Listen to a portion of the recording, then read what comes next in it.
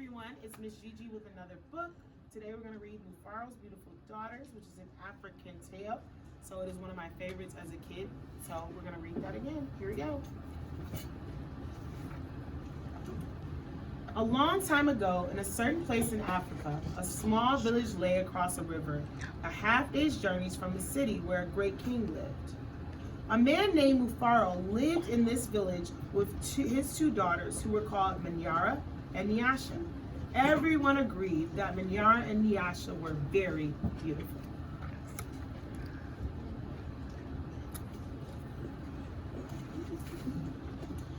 Manyara was almost always in a bad temper. She teased her sister whenever their father's back was turned, and she had been heard saying, "Someday Nyasha will be a queen, and you will be a servant in my household." "If that should come to pass," Nyasha responded, "I will be pleased to serve you. But why do you say such things? You are clever and strong and beautiful. Why are you so unhappy?" "Because everyone talks about how kind you are. They praise everything you do." Yes. Manyara replied. "I'm certain that Father loves you best. But when I am queen, everyone will know that your silly kindness is only weakness." Nyasha was sad that Manyara felt this way, but she ignored her sister's words and went about her chores. Nyasha kept a small plot of land on which she grew millet, sunflowers, yams, and vegetables. She always sang as she worked, and some said it was her singing that made her crops more bountiful than anyone else's.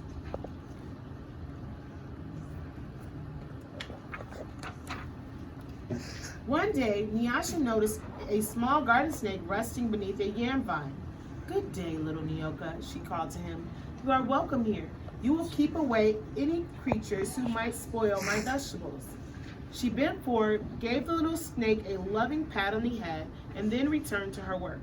From that day on, Nyoka was always at Nyasha's side when she tended her garden. It was said that she sang all the more sweetly when he was there.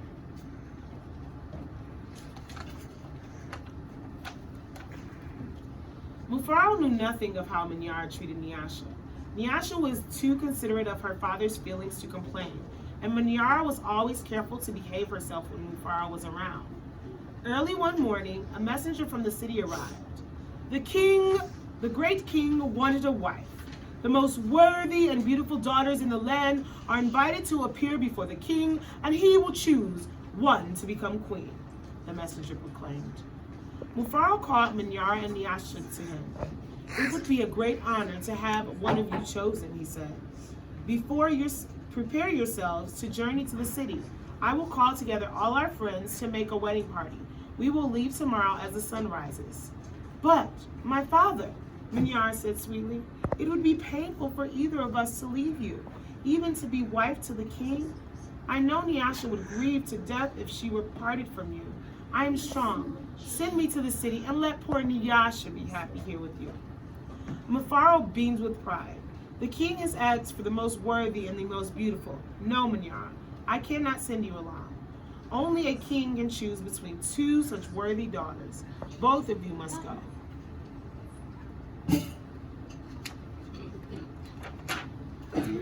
That night, when everyone was asleep, Manyara stole quietly out of the village. She had never been in the forest that night before, and she was frightened, but her greed to be the first to appear before the king drove her on. In her hurry, she almost stumbled over a small boy who suddenly appeared, standing in the path. "Please," said the boy, "I am hungry. Will you give me something to eat?" "I have brought only enough for myself," Manyara replied.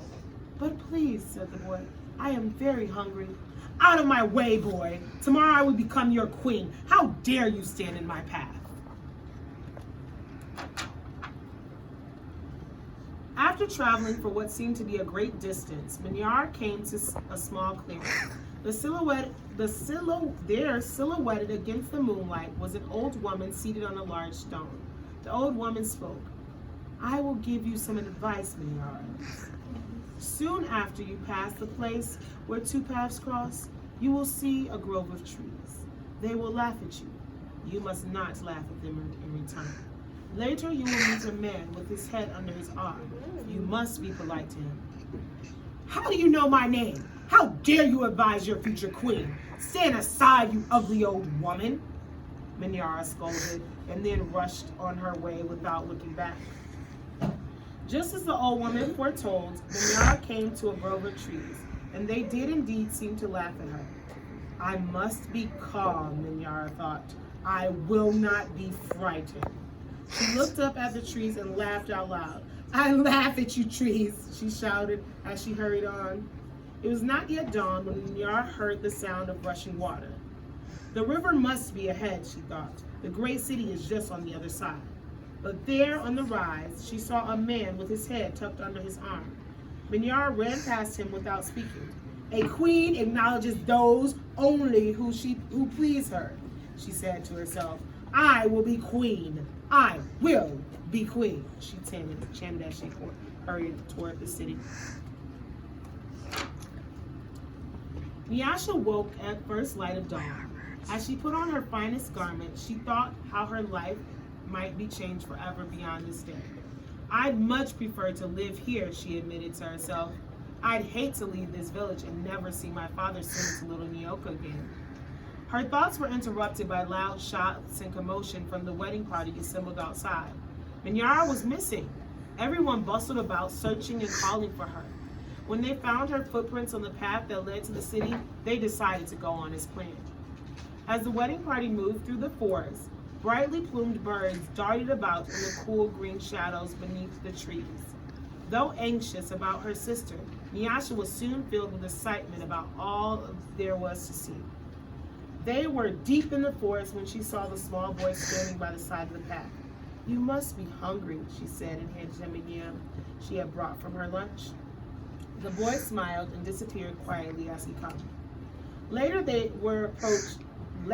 as they were approaching the palace where the two paths crossed, the old woman appeared and silently pointed the way to the city. Nyasha thanked her and gave her a small pouch filled with sunflower seeds. The sun was high in the sky when the party came to the grove of towering trees. The uppermost branches seemed to bow down as she passed down beneath them. At last, someone had announced that they were near the destination. Nyasha ran ahead and topped the rise before the others could catch up with her. She stood transfixed at the first sight of the city. Oh, my father, she called. A great spirit must stand guard here. Just look at what lies before us. I never in all of my life dreamed there could be anything so beautiful.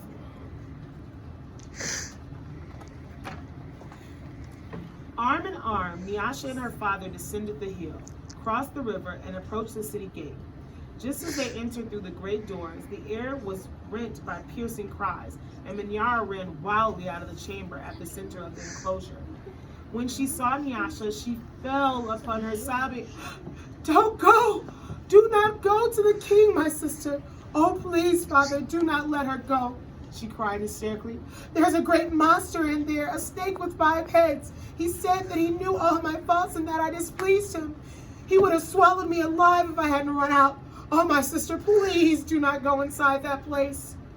It frightened Nyasha to see her sister so upset. Believing her father to comfort Minyara, she bravely made her way to the chamber and opened the door.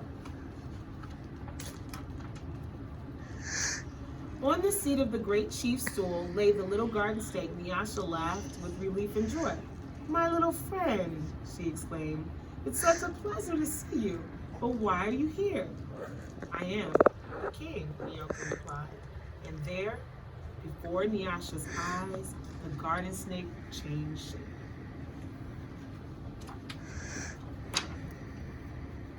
I am the king. I am also the hungry boy with whom you shared a yam in the forest, and the old woman to whom you made a gift of sunflower seeds. But you know me best as Nyoka. Because I have been all of these, I know you to be the most worthy and most beautiful daughter in the land. It would make me happy if you would be my wife. And so it was that a long time ago, Nyasha agreed to be married. The king's mother and sisters took Nyasha to their house, and the wedding preparations began. The best weavers in the land laid out their finest cloth for their wedding garments. Villagers from all around were invited to the celebration, and the great feast was held. Nyasha prepared the bread for the wedding feast from millet that had been brought from their village. Mufaros proclaimed to all who heard him that he was the happiest father in all the land, for he was blessed with two beautiful and worthy daughters, Nyasha, the queen, and Minyara, a servant in the queen's household. The end.